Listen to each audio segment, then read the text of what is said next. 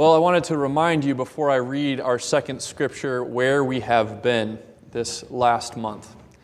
We've been asking a simple yet important, profound question, which is the question at the center of it all. Why church?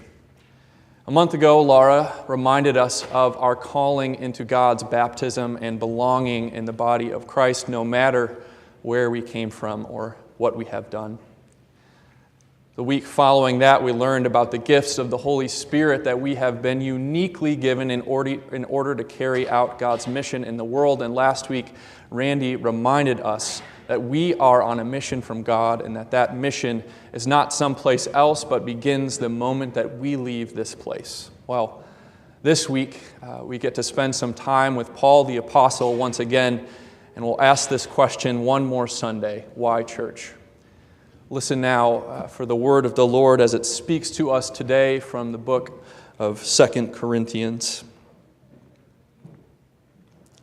For the love of Christ urges us on, because we are convinced that one has died for all, and therefore all have died. He died for all so that those who live might live no longer for themselves, but for him who died and was raised for them. From now on, therefore, we regard no one from a human point of view, even though we once knew Christ from a human point of view. We know him no longer in that way. So if anyone is in Christ, there is a new creation. Everything old has passed away. See, everything has become new. All this is from God, who reconciled us to himself through Christ and has given us the ministry of reconciliation. That is, in Christ God was reconciling the world to himself, not counting their trespasses against them, and entrusting the message of reconciliation to us. So, we are ambassadors for Christ, since God is making his appeal through us. We entreat you, on behalf of Christ, be reconciled to God. For our sake, he made him to be sin who knew no sin, so that in him we might become the righteousness of God. Friends, this is the word of the Lord. Thanks be to God. Let me tell you a story. There was a group of young boys who lived together in a neighborhood, and every day after school, they would join together in a game of pickup baseball. Now, the bases would be the street gutters and the sprinkler heads, and mouths would be full of that same old baseball trash talk and that big league chew gum so that they could imitate the pros as closely as possible.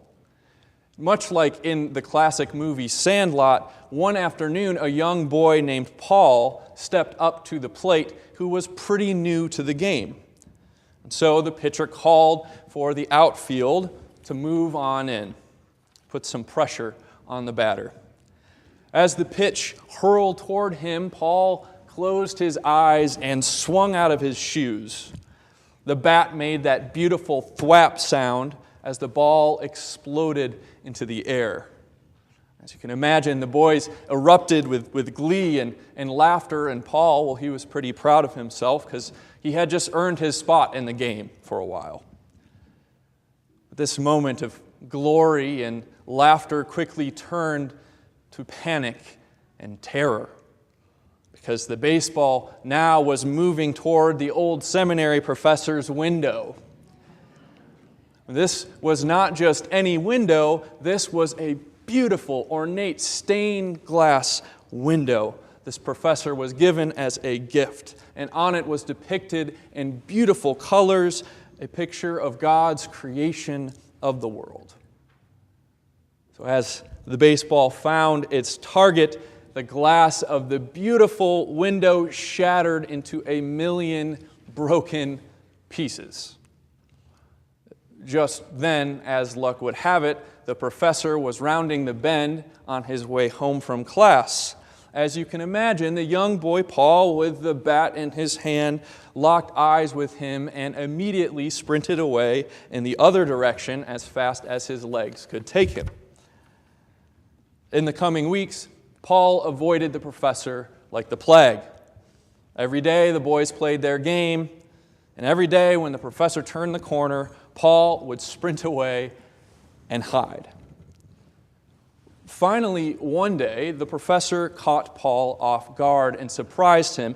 And as you can imagine, Paul, looking with big eyes at the professor, was awaiting his condemnation to come. He was waiting to be screamed at, to be sentenced to slave-like work for the rest of his days, mowing lawns and doing whatever else the professor could think of. But to Paul's surprise, there was a smile on the professor's face. The professor looked kinder and gentler up close. The professor spoke and said, "Paul, we just can't go on like this anymore.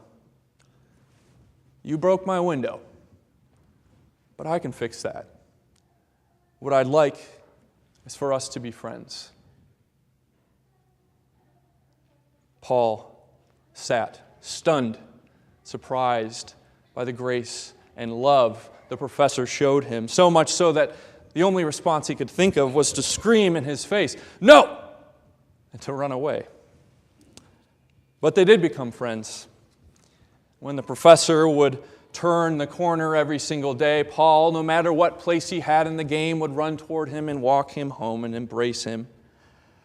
This friendship, this grace and love marked Paul all his days as he developed into a loving and caring young man, a friendship that lasted until the day that Paul was shot down flying food and medicine during World War II.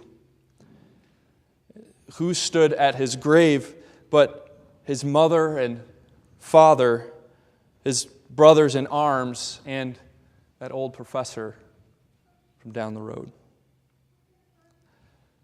Today, I am here to tell you that this story about Paul and the professor and a broken window is God's story. It is the story of Christian scripture that we have in our Bible. This story is our story. It is your story. It is the story of every human being who has ever lived. It is the story that answers the question, why, church, more than any single doctrinal statement or bit of knowledge ever could. See, God is like that professor. God who created the world to be beautiful and full of goodness and truth. Like a stained glass window, the glass of God's world reflected God's light and life and wonder. God formed you and me out of the clay and dust and breathed into us His vitality and life so that we might be created to live what the Bible calls shalom. Say shalom. So shalom doesn't just mean peace. It doesn't just mean tranquility. It means the wholeness and the togetherness of all things and people as God created and intended them to be. Shalom.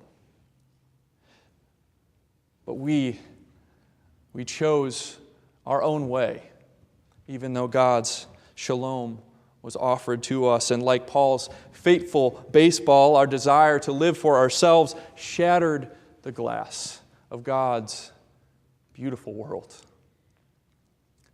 The broken glass that we left behind is known to us by many names: sin, brokenness, separation, division, chaos, estrangement, alienation, addiction, hurt, despair, suffering, death.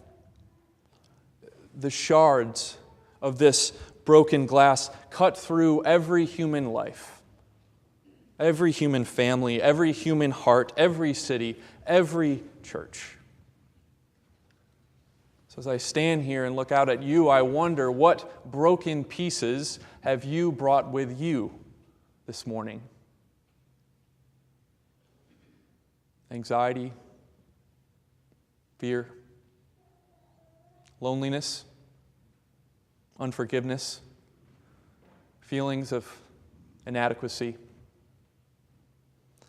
What broken shards, I wonder, are today cutting apart our community, our city of Salisbury? We know about these when we open up the newspaper, right? The debates of the closing of schools, the constant conversation about how to look at the meaning of past events, the presence of a statue in the middle of town, how to become together in the midst of this divided time. I wonder what brokenness causes this very church to bleed. Conflict, fear of losing our sense of identity, worries about what the church will be in the future, grieving what the church was in the past, battles over worship spaces and styles, strained friendships, marriages on the rocks, loved ones buried in the ground, sibling rivalries, mental illness. There are many. Sometimes the glass of God's world seems so irredeemably, irrevocably broken that we can no longer see or remember what it once was.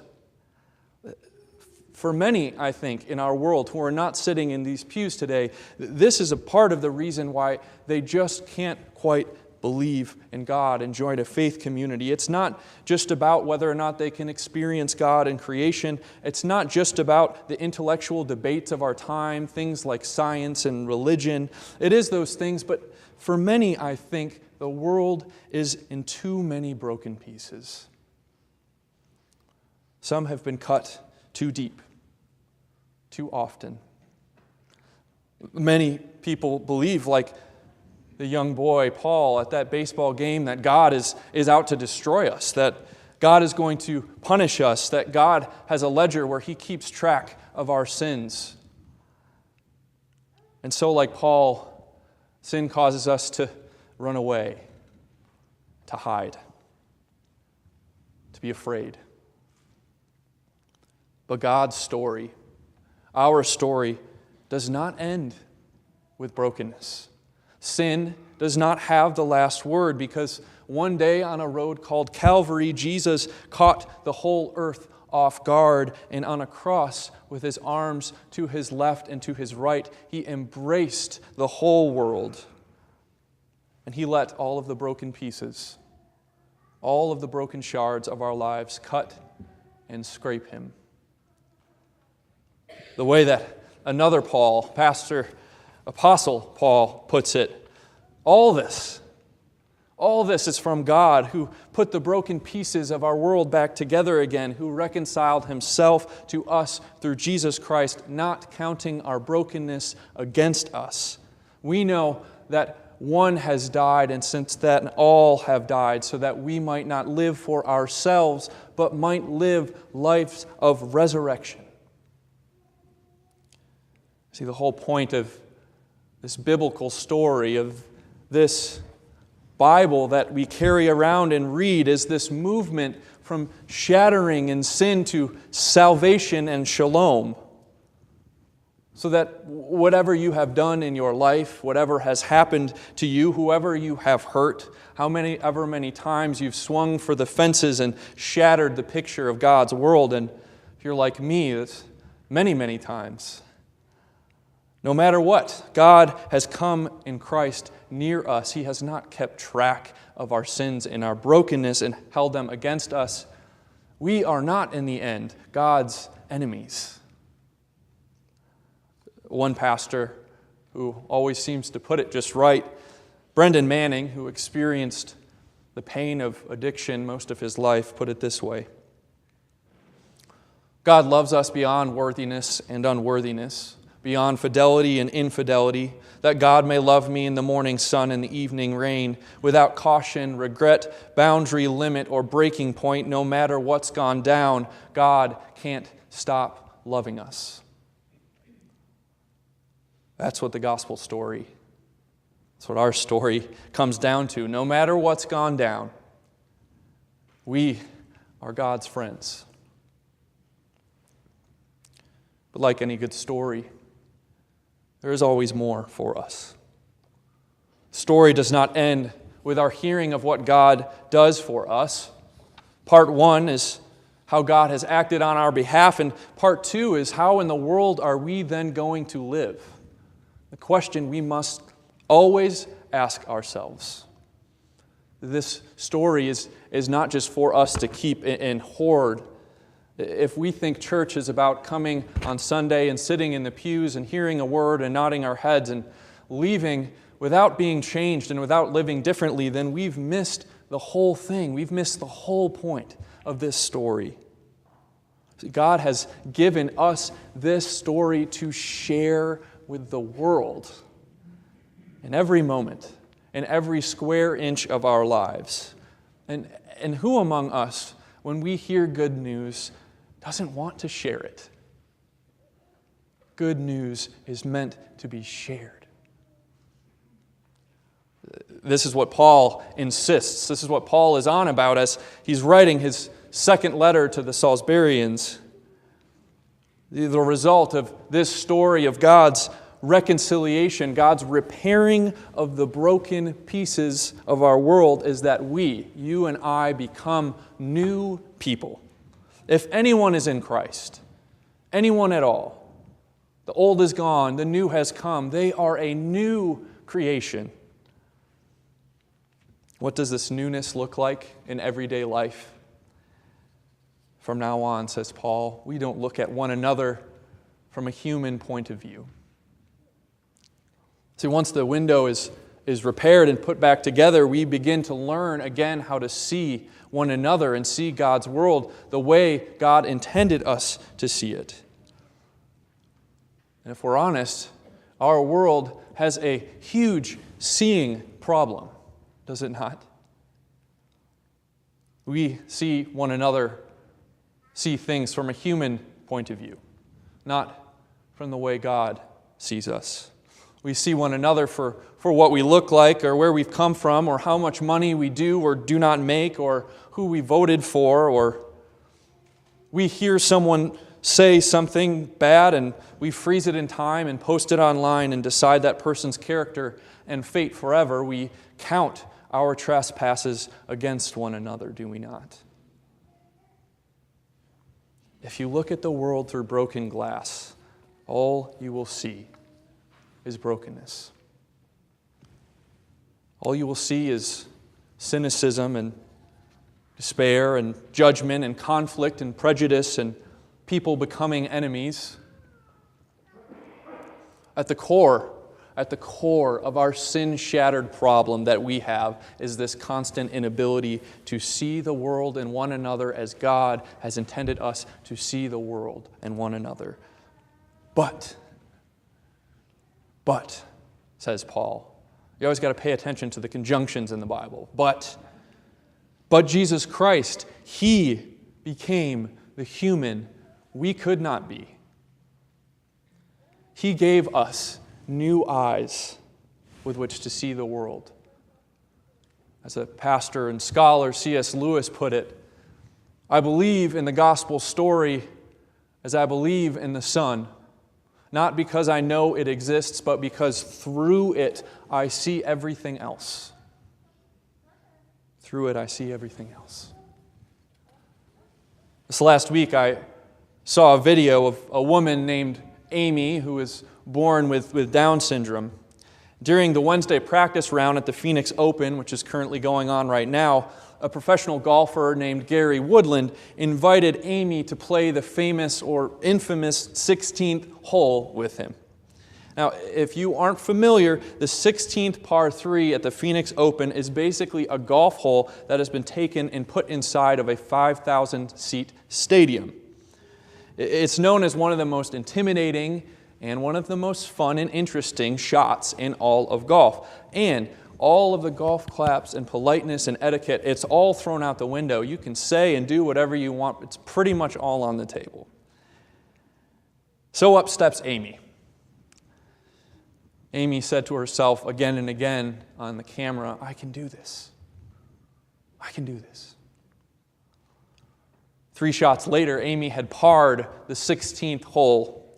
In front of a crowd of cheering fans, Gary Woodland threw his arms up in the air, almost throwing his putter 50 feet behind him, ran toward Amy, embraced and hugged her. Amy can be seen on the cameras saying to her mother afterwards, they love me. They really love me. the last words you hear Gary Woodland say are these: Amy, we look up to you. Amy, you're our hero. It is not the way of the world to see someone like Amy as our hero. But just for a moment, in a professional sports world so concerned with who is the best and the strongest and who can hit it the farthest and have the most money at the end and the biggest trophy case, just for a moment we saw a glimpse, a flash of how God sees the world, of how Christ looks at someone like Amy, of how we, the church, are to see one another. Why church? Well, because it is the only place where Christ can teach us how to see. Because in His death, God did not see us for what we are or for what we have done, but for who we could be and who we could become. This way of seeing, this way of living out God's ministry of reconciliation, it is the gift that God has given the church to carry into the world. It is our gift. It is our work. As Paul says, so, we are ambassadors of Christ. And what do ambassadors do but represent the cause, the story of their nation? They share the good news of their place. As strange and as foreign as that news may sound to those who hear it and live in a different place, in a different world, every one of us an ambassador for Jesus Christ. Our country of origin, the kingdom of God. No matter how strange it will sound to the world, and I promise you it will sound and it will look strange, we bring the good news of God's reconciliation and restoration of all things wherever we go, every moment. This is my ministry. This is your ministry. Telling the world what Christ has done for us. Now I know as I say this, you may think this sounds like impossibly hard work. This sounds like a grandiose utopian vision. How could this ever be? It is hard work. There's no 7 easy steps. Living into this story is slow, quiet work. Moments of quiet faithfulness. Little moments of kindness and gladness and joy and hope and love. But without knowledge of this wonderful thing that God has done for us, how can we live it? So how this week will you live more fully into the story of God's restoration, reconciliation of all things? Where has this story touched your life? Touched the brokenness, touched the darkness, the parts that we want no one to know about? What broken piece of glass, even if just one in a million, will God through you put back into the frame this week? What will happen when we, as a church, not as a group of individuals, but as a body, a community together, learn to see God's world through the lens of new creation? What will happen in this town? What will this town be 5 years from today? So if someone asks you on the street after church today, why church? What will you say? Maybe you can respond by saying, let me tell you a story. A story about a boy named Paul and a professor and a broken window. A story about a girl named Amy and the par 16th at the Phoenix Open. Let me tell you a story about how God has touched my life. Let me tell you about a God who says, we just can't go on like this anymore. You broke my world, but I can fix that. What I'd like is for us to be friends.